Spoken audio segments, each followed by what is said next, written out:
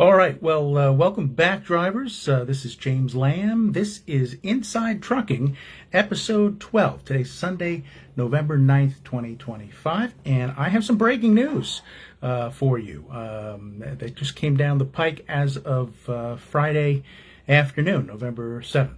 So this is about the freight broker transparency issue, and this is the latest development in the saga known as Pink Cheetah versus TQL. So let me kind of give you a little background for those that are not familiar with the saga, and I'll tell you what happened on Friday. So Pink Cheetah was a interstate motor carrier back in 2023, and in January of 2023, she hauled a load of ice cream. As she says, it was Haagen-Dazs ice cream, which I love myself, and so she hauled that load for TQL pursuant to a contract that was in place that had been signed way back in 2019. And so that load is the subject of a lot of controversy that has happened over the last couple of years, almost 3 years, come January. So let me tell you what happened. So after that load was hauled, Pink Cheetah's principal, Dakota Springfields, what she did was she said, "Hey, I hear all about this, broker transparency regulation. SBTC has, put in a petition for strengthening the 49 CFR 371.3 broker transparency rule as of May of 2020, and then OIDA did one after that." So, she was following the issue in general. So after the load was hauled, she said, "You know what? I'm going to ask for freight broker transparency." And so she did that, and pursuant to TQL's policy, which I don't know how much has really changed since then, even after all of the rigmarole that has happened since. TQL denied the request for shipper broker documents, which 371.3 affords a carrier the right to if they're on the on the transaction, if they're on the load, and they said no. And they said, "We're not going to give it to you because you signed the contract." And so she didn't like that, and she started talking to SBTC. She joined SBTC. We helped her, and she put in a complaint to then Secretary Pete on October 31st of 2023, asking for the secretary to compel the broker, TQL, to comply with 371.3 and give her the broker shipper documentation on that January 2023 load of ice cream. And so the secretary assigned it to FMCSA. FMCSA assigned it to a particular agent called a transportation specialist, and that person went to work. And over the next month, there was some emails that went back and forth between the FMCSA agent and TQL. And he said, "Give me the documents." And he was saying so pursuant to the secretary's authority that's found in 49 USC 521. All right, the secretary can say, "Show me your records." And so there was a lot of pushback, as we understand it, from TQL. "Oh, we got to check with our legal department." And there were like 3 requests, as we understand it. And only at the end, at the end of November, when, as we understand it, the transportation specialist says, "Hey, if you don't send it to us, we're going to have to come and get it. Knock on your door." And it looked like that was what was going to happen. Suddenly they complied. And so once the information was presented to Dakota at Pink Cheetah, pursuant to her rights under 371.3, she was able to do the math. She knew what the broker paid her on the load, and so she realized how much money the broker was paid by the shipper in that instance, and ultimately she was able to calculate what percentage she got and ultimately what percentage the broker took. And when all was said and done, first there was a 44% broker margin, we say commissions, that figure that was thrown out there. There was a lumper involved and all. So the bottom line was that the broker, it looks like, took about 40%. And this happened in the context of, over the last 5 years now, a number of people in the industry that are partial to brokers, we think, like the TIA, which is the trade group for brokers, and DAT, which has a lot of broker clients, offering all sorts of different tools, some of which are price-setting tools. Basically, the percentages of broker margins that the brokerage industry has thrown at shippers and carriers has ranged over the last 5 years anywhere from 16% down now, according to the latest stats that we've heard, 12.5%. And so here we have a situation where the one load that one particular carrier was able to get documentation on pursuant to 371.3 with TQL, it's 40%. So that's not 12.5 to 16%. And so that then disturbed her. And but what's important to know is that FMCSA helped her, with enforcement of the regulation. Now, here's what's going on here, because the story doesn't end there. The story actually only begins there, and the story has to do with what happens next. And who knew what when. Really, that's what it is, right? So after she gets the documentation in November of 2023, she says, hey, that worked out pretty well. I have 14 more loads, and I think I want the documentation on that as well. And so in December, she, says to TQL again, I'm going to ask again. I want the transparency on 14 more loads. And they basically tell her, pound sand. They basically say, we're not going to do it, and they cut off communications with her. And they didn't like the experience, I guess, that they had just gone through with FMCSA, and so they said, we're not going to entertain this. You signed the waiver, and then they go back to the original excuse why they don't have to give the documentation. And it's probably in part because she blew the whistle and said, hey, wait a minute, this isn't 16%, this is like 40%. What are you guys doing? So it's pretty clear they did not want her to get a hold of those other 14 loads, because what percentage would they show? 16%? Probably not. Closer to 40%? That's what we think, right? So then some time goes by, right?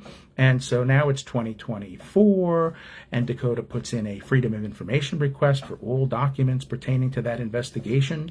And in January of 2025, they started giving her some documents, I guess, in December of 2024. But as of January of 2025, she gets the memo and the order, whatever we're going to call this. The jury is still out, literally, on that issue. But she gets a document, and the document is issued by that transportation specialist, the FMCSA agent that did the investigation, and it's a recap email that is sent to TQL, and what it does basically is it wraps up or summarizes, the whole investigation, and it concludes the investigation. Now, this is something that was intended to be. It was an email, right, from November 30th of 2023, and it was meant to be a private communication. It was meant to be what Pink Cheetah says, and what we believe is correct. It was meant to be a private order from a regulated or a regulatory agency, FMCSA, to TQL, a regulated entity. And so Dakota was not supposed to see this, okay? And only because she asked for all records, any and all records, under FOIA, the people, the lawyers, and all the folks that work at FOIA unit at FMCSA, they said, we got to give it to her because there's no exception or exemption that applies, and she's entitled to this document. She's asked for it. We have it. We have to give it to her. So they gave it to her.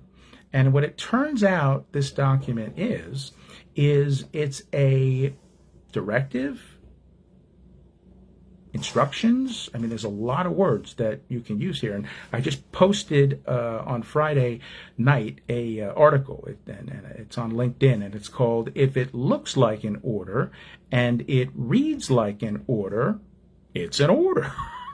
2 reasons why Pink Cheetah will win the appeal in the TQL case, because that's where we're at now, right? So, just to finish the recap here. So, she gets this document and she says, wait a minute, they were ordered to, in November, they were ordered to comply with 371.3 and take the waivers out of their contracts, just like I asked them to in my complaint, October 31st, 2023, to Secretary Pete. So she says, wait a minute. So they were ordered to comply in November, and then in December I asked for 14 more load documentation, and they didn't give it to me. So they violated the order. So she said, wait a minute, there was something in the law that I read when I was going through, how can I file a complaint? And she found a section at that point that has to do with if there is an order as a result of a complaint that's brought under that law. In that case, then she has the right, if the secretary doesn't enforce the order and the attorney general doesn't enforce the order, she has the right as a person that has been harmed by a broker.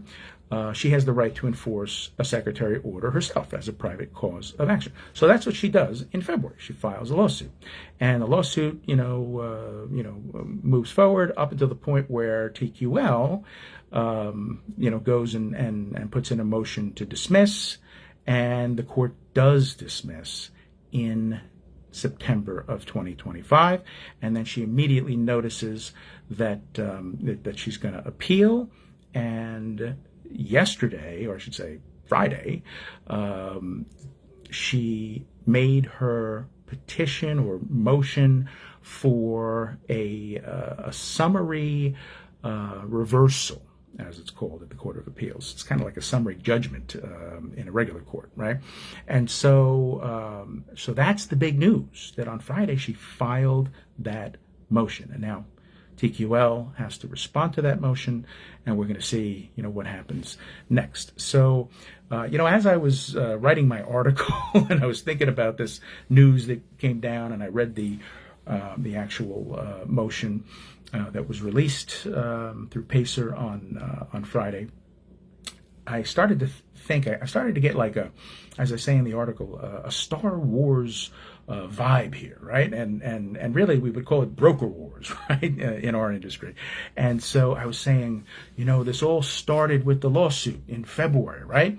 And I said, let's call that, and I need my glasses here if I'm going to start to read from my notes in the article here, but I said, let's call that first episode, just like we have episodes with Inside Trucking, all right? Let's call it the saga episode.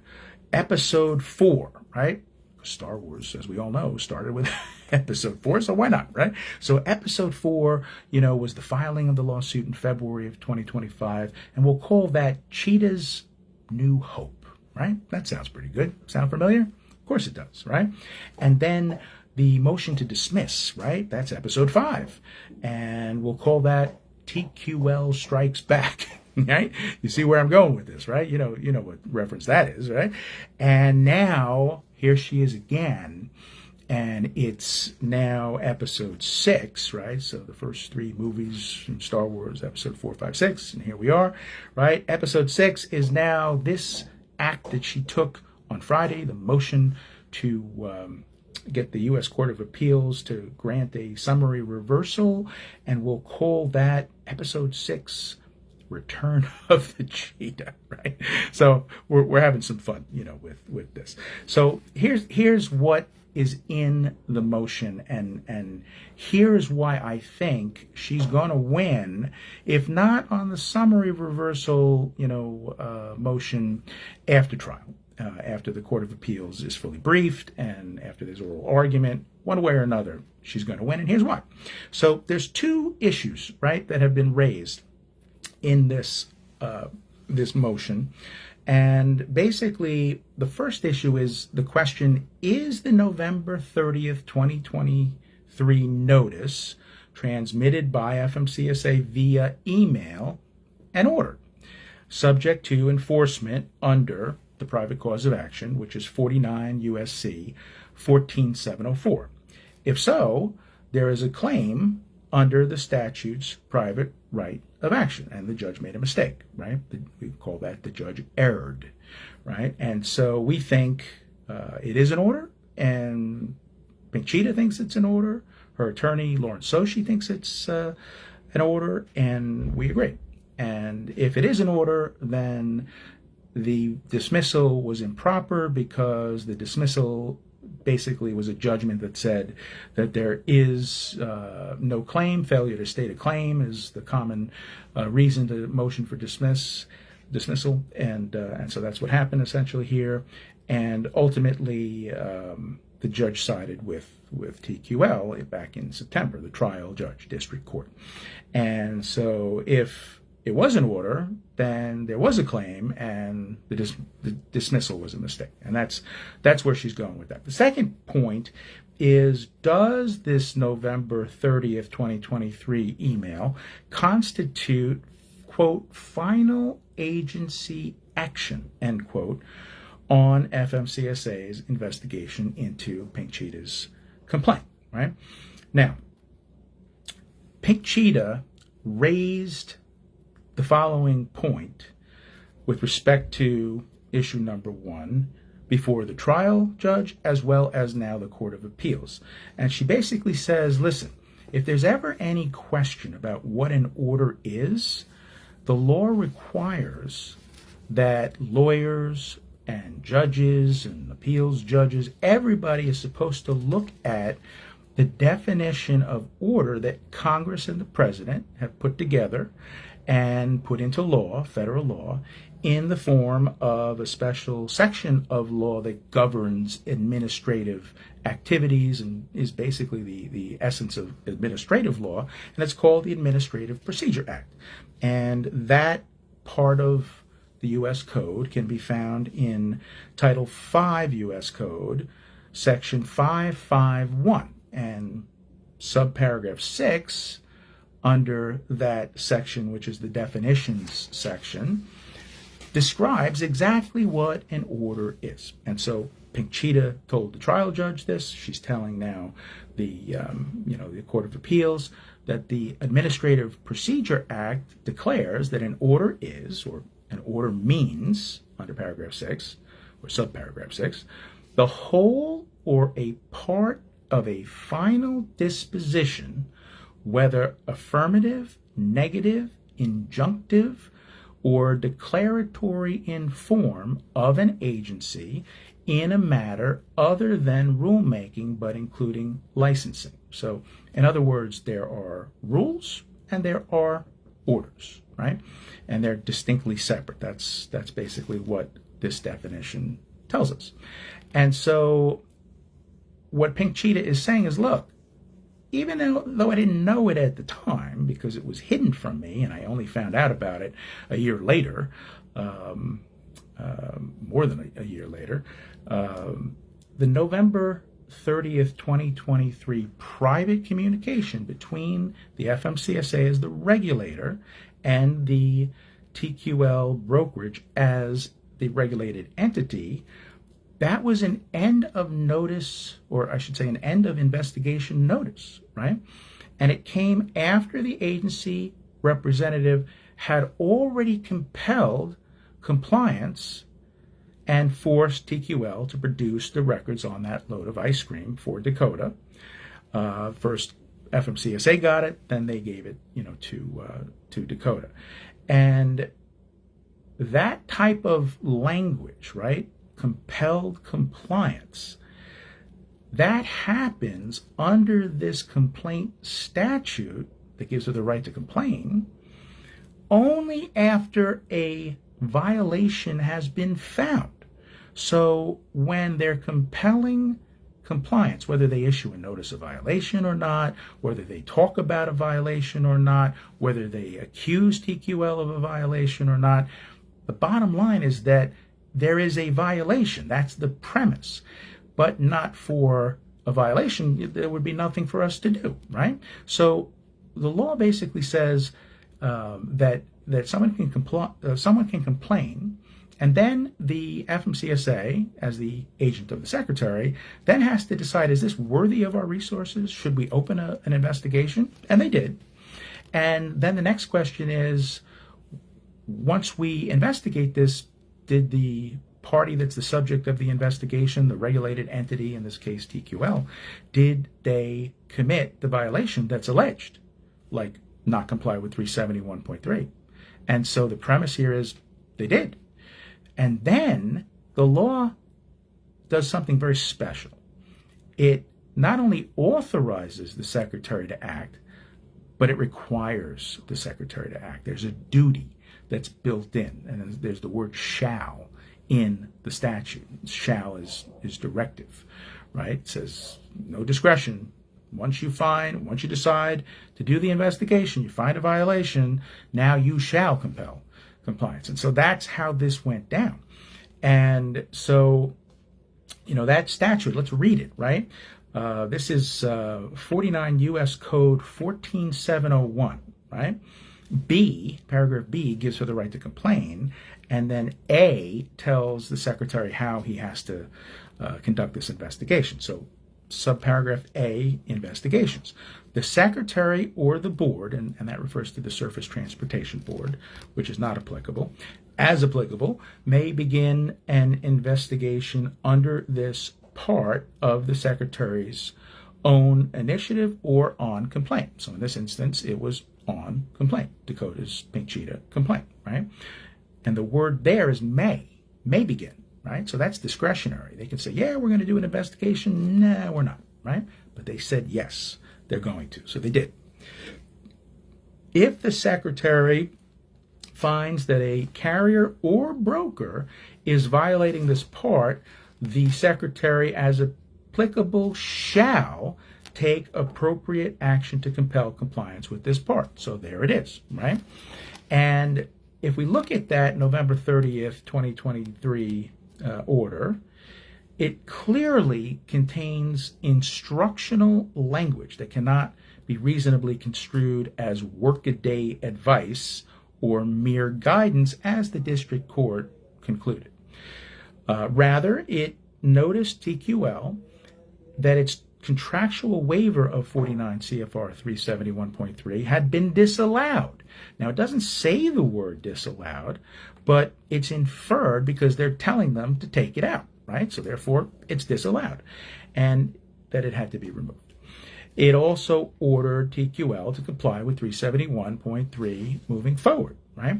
Now, the relevant language in this November 30th, 2023 email that the court points to and Dakota points to before the Court of Appeals, it says, quote, please ensure compliance with the Federal Motor Carrier regulations and follow the below guidance and regulations. Now, they do use the word guidance there, FMCSA, but it's not the way it's being twisted, and it's not the way it's being applied. And I'll tell you why in a minute. It also says, quote, remove the essentially 371.3 waiver, that's in parentheses because they don't actually say that, but that's what they're referring to, from any and all broker-carrier agreements which may be in violation of 14906. Now, that is a reference to the evasion of regulation by carriers and brokers statute. So now that's not a regulation, that's a law, federal law, right? And that's also found, of course, in Title 49 of USC, so 14906. It further states, the email, ensure compliance with the regulation and provide transactional records to any carrier when requested. Now, here, this use of the term guidance, right? First of all, in the world of administrative law, right, when the agency issues guidance and we apply that term, it's a public thing, right? The agency says, here's our laws, right? Here's our regulations, and now we're going to notify everybody of the following guidance in terms of an interpretation of our regulations, right? Because people have questions, and then they put out FAQs, and those are public. They're on the website at fmcsa.dot.gov, right? They've actually published their guidance so that everybody can know that here's how we interpret the regulation and how we answer your questions that we get as common, frequently asked questions, right? That's not what happened here. There was no public release. It was a private communication, and in fact, it wouldn't have ever been released publicly if Dakota had not put in that FOIA request and had obtained it and then sued on the basis of it, right? So it's not really guidance in the terms of the world of administrative law, right? For everybody to have, that knowledge of what that interpretation is. It was, it was something more than mere guidance, right? So we shouldn't take the word guidance and use it in the context of some kind of take it or leave it optional advice, which is kind of what the court is suggesting here, who is now needing to, withstand appellate scrutiny, right? But it's more about specifically notifying TQL that FMCSA has interpreted the regulations and considered the broader evasion of regulation statute. Now that statute says, quote, evasion of regulation of carriers and brokers. A person or an officer, employee, or agent of that person, that includes a corporation, an LLC like TQL, that by any means tries to evade regulation provided under this part for carriers or brokers is liable to the United States for a civil penalty of at least $2,000 for the first violation and at least $5,000 for a subsequent violation, and here's the clinker here, and may be subject to criminal penalties. Uh-oh. This is now more than just civil law and regulatory administrative law. Now they're talking about federal criminal penalties. Oh boy, this is getting serious. And keep in mind that throughout this entire proceeding, Pink Cheetah keeps referencing evasion of regulation and also talks about how this activity could be deemed as unreasonable restraint of trade. That's another crime under the the Sherman Antitrust Act, right? So that says, when there's unreasonable restraint of trade, then the contract is void under the law. So this provision for a waiver under the, in the contract that they're relying on could be deemed by a court as unenforceable, just like FMCSA is saying it's unenforceable.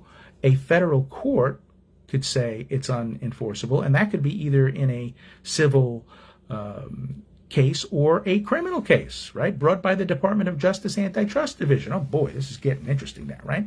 Okay, so what we're trying to say here is that in terms of this word guidance, right? When they're looking at the regulation and they're interpreting the regulation and they're considering whether you can have waivers or not, they're doing it in the context of this broader evasion of regulation statute.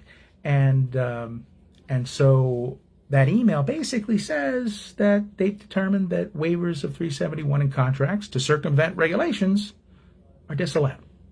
And they notified TQL in that November 30th, 2023 email. So we have to recognize here that the directive to remove the waiver is not guidance. It's not friendly advice. It's a command. It's an authoritative instruction. Take it out of your contracts, right? It's a directive. And comply with 371.3 and provide records upon request to any carrier involved in a transaction with you moving forward. Any carrier.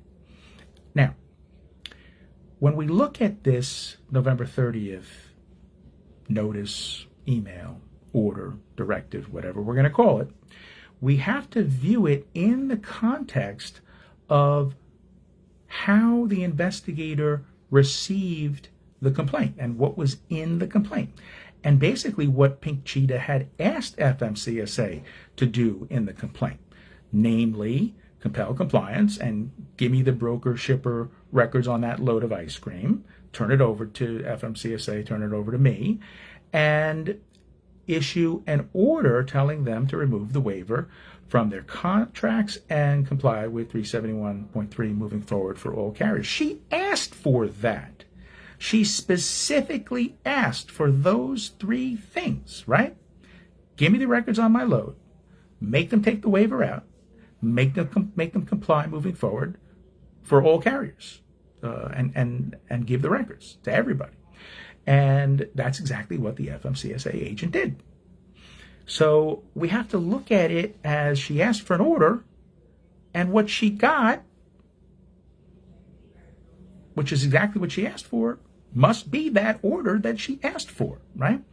And we suggest that the definition of the term order in the Administrative Procedure Act substantiates that, backs her up. Now, he forces TQL to produce the records that they should have given to Pink Cheetah directly under 371.3.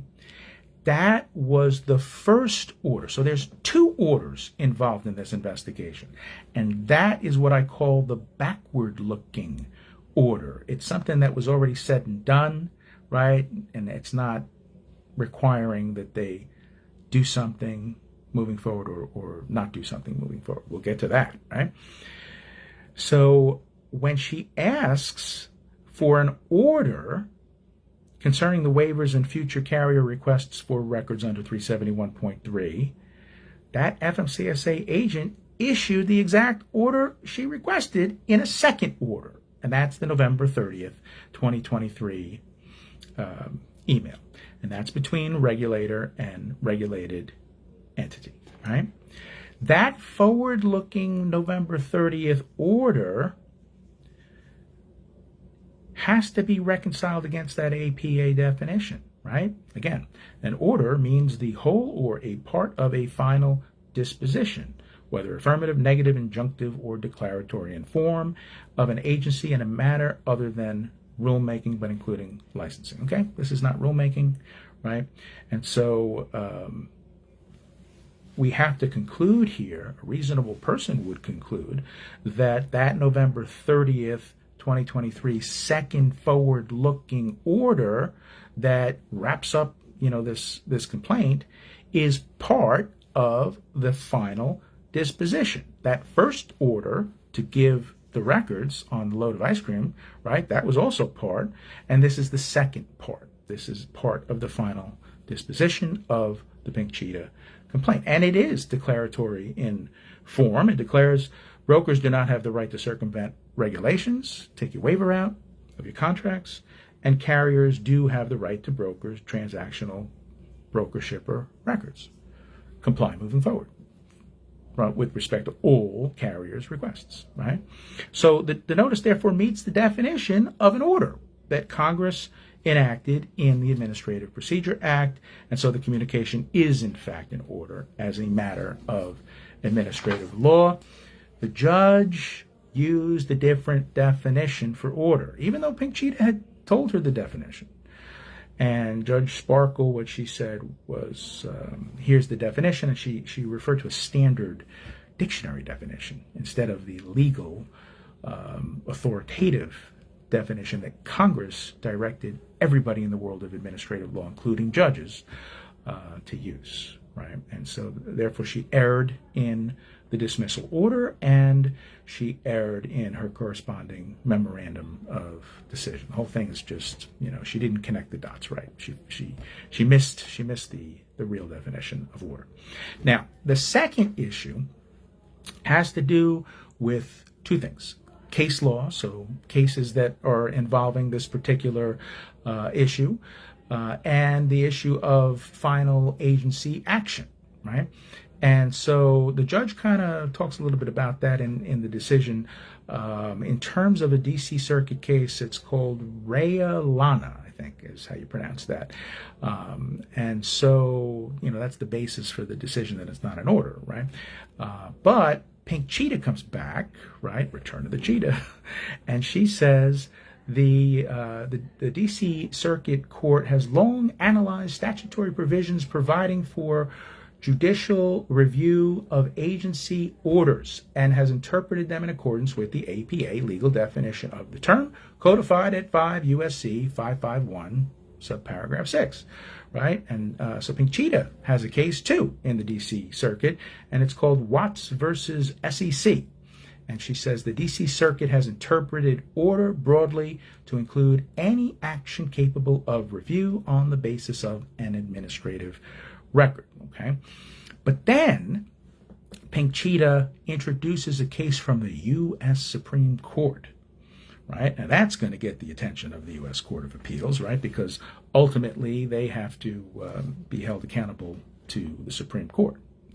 The Supreme Court has determined that a final agency action within the meaning of the APA is, quote, the consummation of the agency's decision-making process by which rights or obligations have been determined or from which legal consequences will flow. And that's the Bennett versus Speer U.S. Supreme Court case. So under Bennett, agency action is final if it does two things: marks the consummation of the agency's decision-making process, and number two is one by which rights or obligations have been determined or from which legal consequences will flow. So Pink Cheetah basically says, we satisfy number one, the email came at the end of the investigation. That's their final agency action because it's the consummation of the agency's decision-making process. Once that email was sent, they closed the complaint, right? And so it was their final act.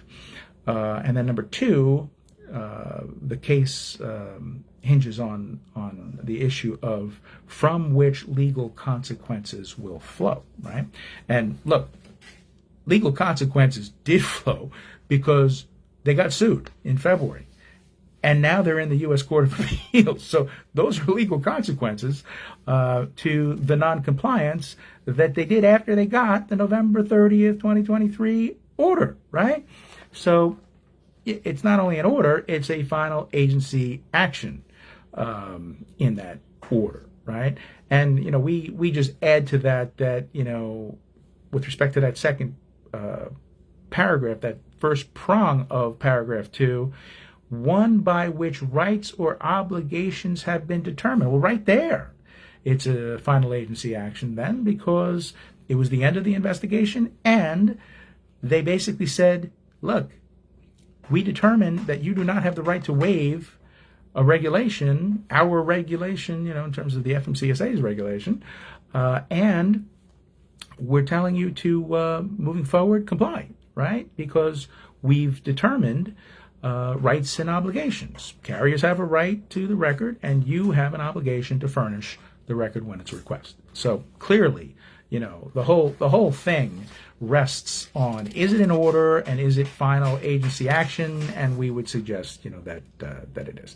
So, that's kind of the breaking news, and I'm glad to share it with you. And we'll see, how this pans out.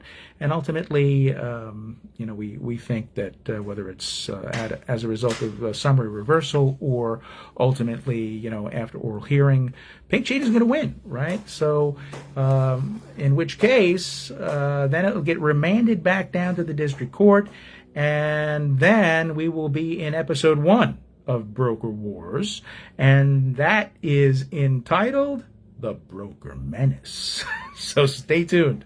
And Cheetah, may the force be with you as you go through the court system. I'm James Lamb, Inside Trucking, SBTC Executive Director. Thanks for being with me, and we'll be back after these messages.